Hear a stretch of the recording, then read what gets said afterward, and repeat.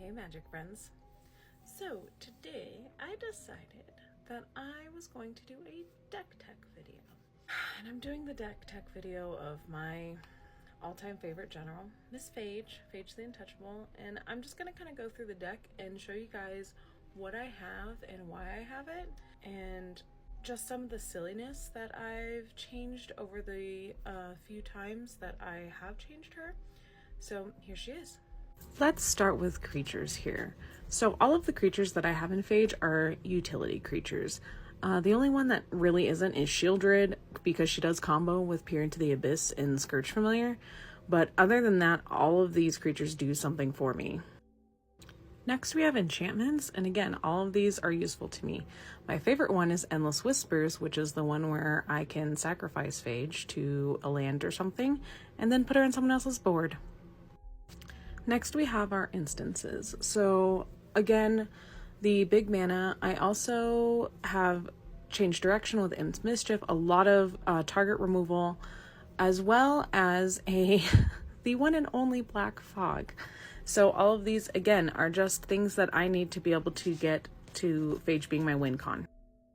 Sorceries is where I start to see an influx of my utilities. So I have sacrificial stuff, I have looking into people's hands and removing stuff, I have player discard, lots of tutors. I have to be able to get what I need, and especially for this deck. While I didn't include my basic swamps, I run 20 of them. These are all of my utility lands.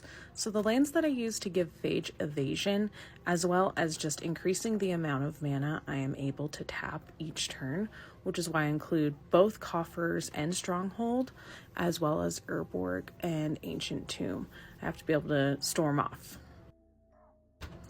Artifacts are another big thing in this deck, simply because I do need to have the mana rocks for storming off, as well as being able to play lands from my graveyard when I do Peer into the Abyss or I Necrologia. Necropotence does not allow me to do that because the cards go to exile.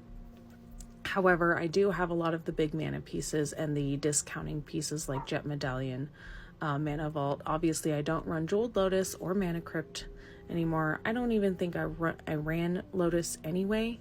But yeah, a lot of these artifacts are for that. Like I said, this is not my first iteration of Phage. This is the third and probably the final. The only other thing that I really want to add in there are any cards that have Phage on it that I can run in a mono black deck, which, as you guys saw, I have a few, but I think she's right where I need her and right where I want her.